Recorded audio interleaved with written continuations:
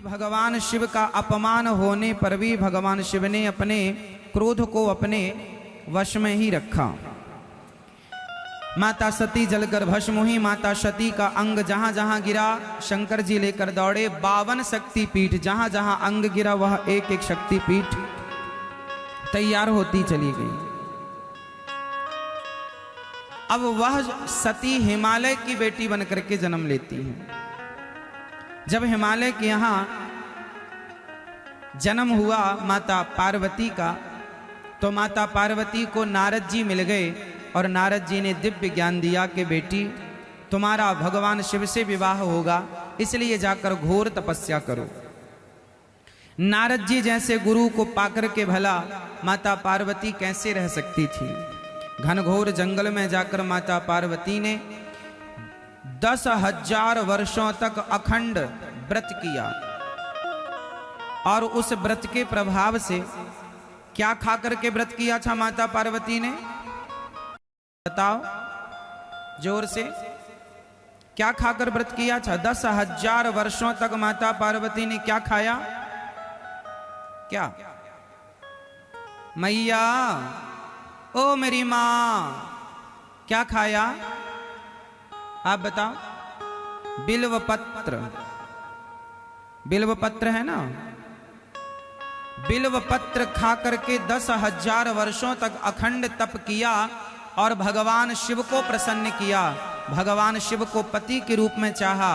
इसलिए भगवान शिव ने कहा कि मेरी पार्वती ने मेरे लिए बिल्व पत्र खा करके 10,000 वर्षों का तप किया है। आज से जो मेरे ऊपर बिल्व पत्र चढ़ाएगा मैं उस पर प्रसन्न हो जाऊंगा। तब से भगवान शिव को बिल्व पत्र अत्यधिक प्रिय हो लगता है, इसलिए भगवान शिव पर बिल्व पत्र चढ़ाया जाता है।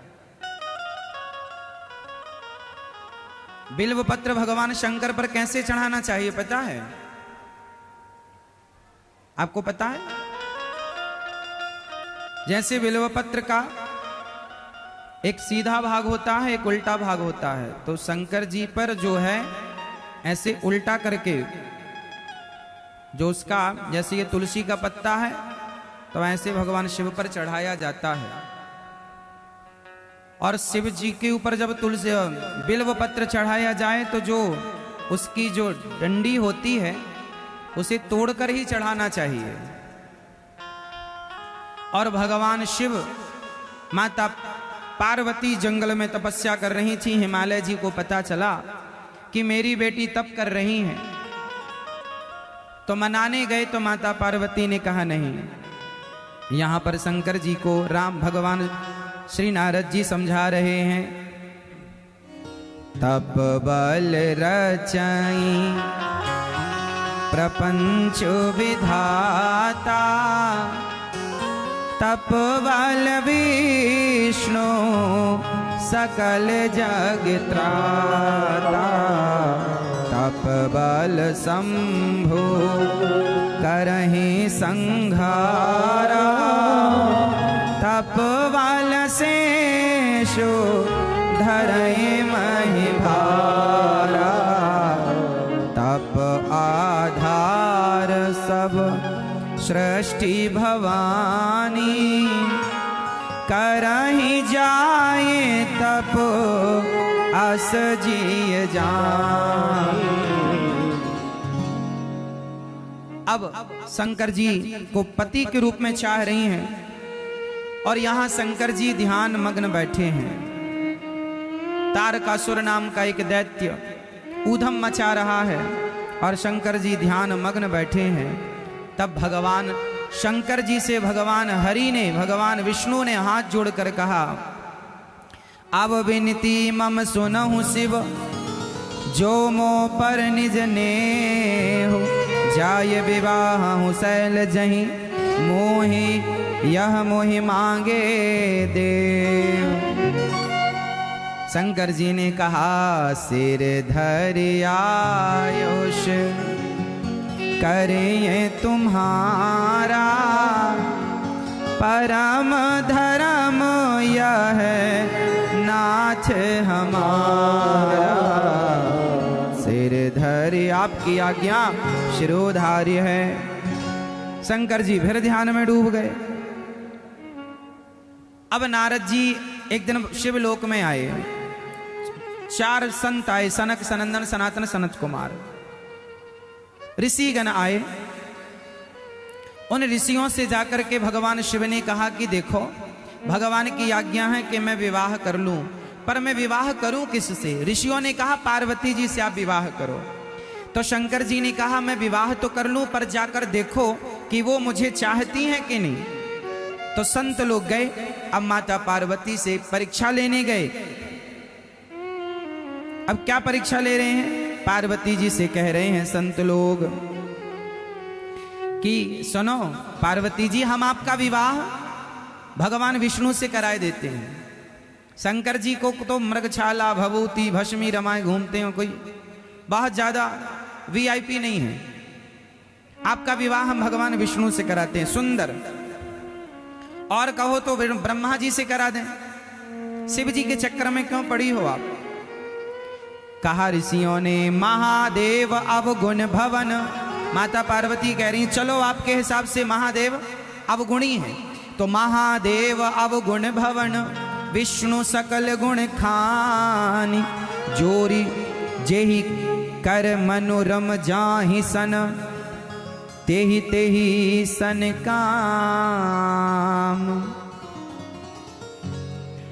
जन्म कोटि लगी रगर हमारी, बरऊं शंभु नत रहूं कुंवारी।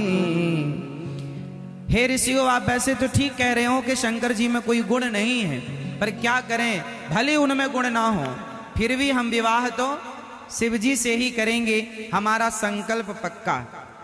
अब माता पार्वती के संकल्प को ऋषियों ने देखा तो कहा कि ठीक है, हे भोलेनाथ, वो आपके योग्य हैं, वो आपसे ही विवाह करना चाहती हैं और कोई नहीं चाहिए उन्हें। यहां पर एक छोटा सा मैसेज मैं आपको दे दूं इस छोटी सी कथा से। माता पार्वती को भटकाने की ऋषियों ने कोशिश की कि आप अपने संकल्प से भटक जाइए और किसी से विवाह कर लो, ऑफर बहुत सारे हैं। भगवान विष्णु का भी ऑफर आया था माता पार्वती के लिए, आप इनसे विवाह कर लो, ठुकरा दिया। क्या अर्थ निकला? जो व्यक्ति अपने लक्ष्य में अडिग होकर आगे बढ़ता है और उस लक्ष्य से कभी नहीं भटकता, वही व्यक्ति अपनी मंजिल तक पहुंचा करता है। जो लक्ष्य भटक जाते हैं वो अपनी मंजिल तक कभी नहीं पहुंचते। चाहे आपका लक्ष्य, आप बिजनेस चाहें, व्यापार चाहें, खेती चाहें, या संसार का कोई वैभव सुख चाहें, या भगवान चाहें, यदि ईश्वर को पाने का लक्ष्य बनाया है तो रास्ते में बहुत चीजें आएंगी जो आपको भटकाएंगी। आपको भटकना, यदि भटक गए तो फिर मंजिल तक पहुंचोगे ही नहीं। आप बिजनेस करने चलिए तो आपके उस बिजनेस में भी बहुत सारे भटकाव आएंगे, तो आपको वहां भी नहीं भटकना, माता पार्वती की तरह एक अडिग रहना है। अब लो भैया, माता पार्वती तैयार हैं, शंकर जी भी तैयार हो रहे हैं। चलो शादी का सुंदर सा समय निकाला गया, भगवान शिव की शादी का मुहूर्त निकाला गया और महाशिवरात्रि का पावन पर्व नियुक्त किया गया, तिथि निश्चित की गई। कौन सी तिथि निश्चित की गई? महाशिवरात्रि। अब लो भैया, सब तैयारियां चालू हो गई। यहां मैना रानी तैयारी करने लग गई, भगवान शिव वहां तैयारी करने लग गए, नंदी तैयार होने लग गए। यहाँ सारे देवी देवताओं को खबर दी गई, पत्रिका दी गई और सारे लोगों को निमंत्रण दिया गया कि शिव जी की बारात में चलना है, चलना है, चलना है। अब जब बारात का समय नजदीक आया, विवाह का समय नजदीक आया, तो भगवान शंकर के लिए लोग आए कि चलो प्रभु आपका श्रृंगार कर दें। शंकर जी बोले कहाँ से आए हो? बोले हम आए हैं, भगवान विष्णु ने भेजा है आपका श्रृंगार करने के लिए। नाना, श्रृंगार तो हमारा हम खुद कर लेंगे। अब गण जन श्रृंगार कर रहे हैं, कैसा? शिवहि शंभु गण करहि श्रृंगारा, जटा मुकुट अहि मारो सवारा, कुंडल कंकण पहिरे ब्याला, तन विभूति पट छाला। कितना सुंदर श्रृंगार। शंकर जी ने अपनी जटाओं का ही श्रृंगार शुरू किया, जटा का मुकुट बना लिया और कानों में ब्याला मतलब छोटे छोटे बिच्छू ततैया छोटे छोटे सांप लटकाए। शंकर जी ने एक यहां पर बालों का जटा बनाया गोल और उसके ऊपर एक सांप लपेट दिया, मणिधर सांप। यहां बगल में सांप, कमर में करधन की जगह सांप, यहां कानों में कुंडल। बिच्छू से कहा डंक मारो तो कान में छेद भी हो जाएगा और छेद पाके लटकती रहना। बिच्छू लटकाए भगवान शंकर कानों में और चल रहे हैं। और भूति पाउडर वाउडर नहीं, भस्मी रमा रहे हैं शंकर जी। इस प्रकार से अब शंकर जी की बारात चली। को मुखहीन विपुल मुख काहू, बिनु पद कर को बहु पद बाहु। विपुल नयन को नयन विहीना, हृष्ट पुष्ट को अति तन खीना। शंकर जी के बाराती कैसे थे? जस दुल्हा तस बनी बाराता। अद्भुत बारात। शंकर जी नंदी पर बैठकर चले, उल्टा बैठकर चले। लोगों ने कहा सीधे बैठो। शंकर जी बोले कि हम उल्टा इसलिए बैठे हैं नंदी पर, हमारी बारात में कौन कौन नाच रहा है, सीधे बैठेंगे मुंह आगे रहेगा तो पीछे नाच कौन रहा पता कैसे लगेगा, इसलिए उल्टा होके बैठे। कौन कौन नाच रहा हम भी तो देखे हमारे ब्याह में। आप लोग घोड़े में सीधे बैठ जाते हैं, पीछे कौन नाच रहा है, तुम्हारा फूफा नाच रहा है कि जीजा नाच रहा है, पता ही नहीं चलता। इसलिए शंकर जी उलट कर बैठे। उलट कर बैठने का अर्थ क्या है? कहां जा रहे हैं शंकर जी? विवाह करने। बोलो हाँ। कहां जा रहे हैं शंकर जी? विवाह करने। और बैठे कैसे हैं? उलट कर। क्या संदेश है? क्या सीख रहे हो आप? क्या शिक्षा मिल रही है? शिक्षा ये मिली कि शंकर जी जा रहे हैं विवाह करने पर उलट कर बैठे हैं। मतलब समाज को ये संदेश दे रहे हैं कि सुनो दुनिया वालों, हम विवाह कर तो रहे हैं पर काम की प्रेरणा से नहीं, प्रभु राम की प्रेरणा से हम विवाह कर रहे हैं। हम तो उलट कर बैठे हैं। उलट गए मतलब काम। आप लोग विवाह किसके लिए करते हैं? अपनी काम वासना की पूर्ति के लिए, काम के लिए विवाह लोग करते हैं। जबकि शंकर जी ने विवाह किया तो काम की प्रेरणा से नहीं, राम की प्रेरणा से विवाह किया। शंकर जी चले। अब दुल्हा बड़े सुंदर शंकर जी के आगे आगे भगवान विष्णु लेकर जा रहे हैं अपना लोगों को आगे। इंद्र चल रहे हैं, स्वर्ग के राजा इंद्र भगवान विष्णु, और वहां ब्रह्मा जी चल रहे हैं। मैना रानी दीपक लिए खड़ी हैं, दुल्हा आए तो बढ़िया द्वार चार होएगा। अब जैसे ही भगवान विष्णु सबसे आगे थे, वाह मैना रानी बड़ी प्रसन्न हुई, बढ़िया सुंदर दुल्हा, आओ। आरती उतारने लगी। भगवान विष्णु बोले नहीं हम तो बाराती हैं। मैया बोली हे भगवान बाराती इतने सुंदर है तो दुल्हा कितना सुंदर होगा, आओ आओ बैठो। तो वहां बिठाया। फिर ब्रह्मा जी आए। मैया घबराई, राम राम मेरी छोरी को चार मुंह वाला दुल्हा मिला। नहीं माँ हम तो दुल्हा नहीं, हम बाराती हैं। बाराती ओहो ठीक। माता को तसल्ली आई। अब इंद्र आए। इंद्र भी बड़े सुंदर, देवराज इंद्र।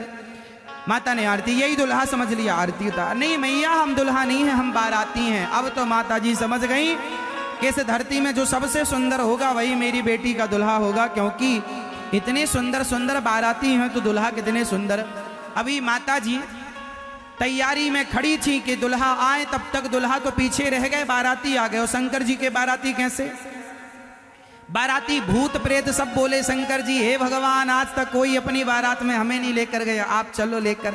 शंकर जी बोले आ जाओ। भूत प्रेत डाकनी पिशाचनी चुड़ैलन भी आई, है ना, सारे लोग आए। को मुखहीन, किसी का मुंह नहीं है तो किसी की बहुत सारी आंखें हैं तो किसी की आंखें नहीं, किसी का सिर नहीं तो किसी का धड़ नहीं। अब सबसे ज्यादा आगे खड़े होते हैं बच्चे बारात देखने के लिए, और सारे गांव के बच्चे, ये बच्चे बहुत आगे खड़े थे बारात का आनंद लेने के लिए। जैसे ही बच्चे आगे खड़े, बाराती आए और बाराती भूत प्रेत की बारात। एक बाराती आया और एक बाराती आया और भूत पूछ, उसका सिर ही सिर था, धड़ नहीं था। उसने पूछा बच्चों से, क्यों, हमारे ठहरने की व्यवस्था कहाँ है? सारे बच्चे भागे, हे भगवान इन्हें कहाँ ठहराए। अब भागे, मैया बचाओ, मैया बचाओ। काहे गो? अरे मैया आज तो मर गए हम। काहे गो? अरे बारात नहीं आए, भूतों की टोली आए गई। अच्छा, अब लोगों को समझते देर नहीं लगा कि ये तो भगवान शिव हैं। अब लो भैया, भगवान शंकर जी आए। माता पार्वती मैया की माँ ने जब द्वार चार में स्वागत किया और चरणों से आरती उतारती हुई जैसे ही वो मुंह के पास गई तो सांप आग से डरता बहुत है, तो सांप ने फण मारा तो माता जी की थाली वाली सब गिर गई और मैया घबराई, हे भगवान, मुंह देखा तो भस्मी रमी पूरे मुंह में, सफेद सफेद सा मुंह लगे भगवान शंकर का, बिच्छू लटक रही और सांप ऐसे ऐसे कर रहे हैं। मैया भागी, हे भगवान मेरी छोरी कुंवारी रहेगी, अब मैं ब्याह ना करूंगी वाको ऐसो दुल्हा। अब मैया लेकर के माता पार्वती को बैठी, यहां बारात की पंगत चालू हुई। अब बारात लगी और पंगत चालू हुई तो भूत प्रेत बैठे, एक का सिर ही बैठा, एक का धड़ ही बैठा। अब पत्तल परोसने वाला कंफ्यूज हो गया कि मैं पत्तल धड़ को कैसे परोसूं, ये खाएगा कैसे, और सिर को कैसे परोसूं, ये खाएगा तो रखेगा कहां, इसके पास तो पेट ही नहीं है। अब पत्तल परसने वाला बड़ा कंफ्यूज, तो उसने सोचा इनको ना परसे, ये तो बैठे ही होंगे। तो धड़ ने हाथ पकड़ लिया और जब हाथ पकड़ा तो उसने सारी पत्तल वहीं छोड़ी और भागा, सारी पत्तल छोड़ी भागा। जैसे तैसे पत्तल परोसी गई। अब खीर वाला खीर लेकर आया तो बड़ा कंफ्यूज कि भैया ये धड़ ही धड़ है, इसे खीर क्या परोसे, ये खाएगा कैसे। उसने कहा इसको नहीं परोसते, और एक सिर ही सिर है, मतलब एक सिर था एक धड़ था, दोनों अलग अलग बैठे थे। और कोई किसी का मुंह बड़ा, किसी का मुंह छोटा, कोई बड़ा दुबला, कोई बड़ा मोटा, ऐसे बाराती। अब सब बारातियों को परोस तो दिया, पर जब जैसे अब धड़ जो खाए तो खाता जाए, बिना सिर के धड़ में यहाँ छेद था डालता जाए, और सिर जो था वो खाए तो जो खाए पूरा दोनों पत्तल में जाके खीर गिर जाए वापस, पेट तो था नहीं।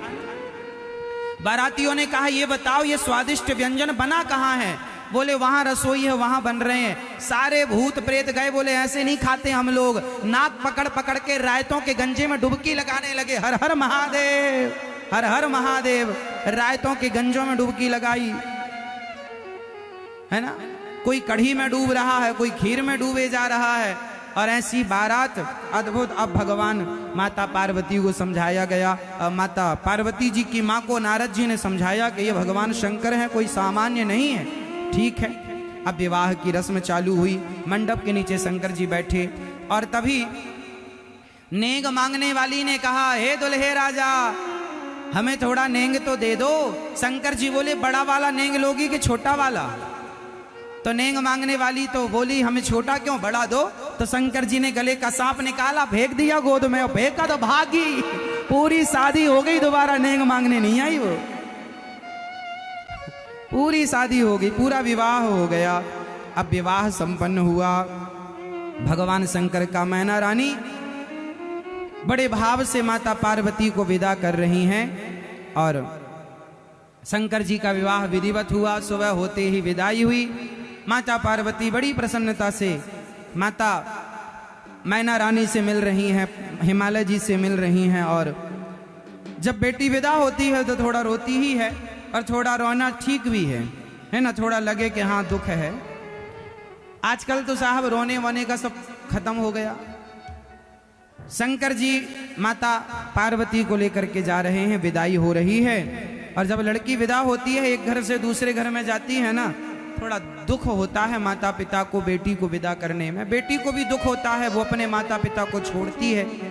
आज के बाद उस व्यक्ति से रिश्ता जुड़ गया जो कल तक अपना नहीं था। बेटी की विदाई कहते हैं जिसके पांव में बिमाई फटी ही नहीं, वो पीर पराई क्या जाने, और जिसने बेटी को जन्म दिया ही नहीं, वो बेटी की विदाई क्या जाने।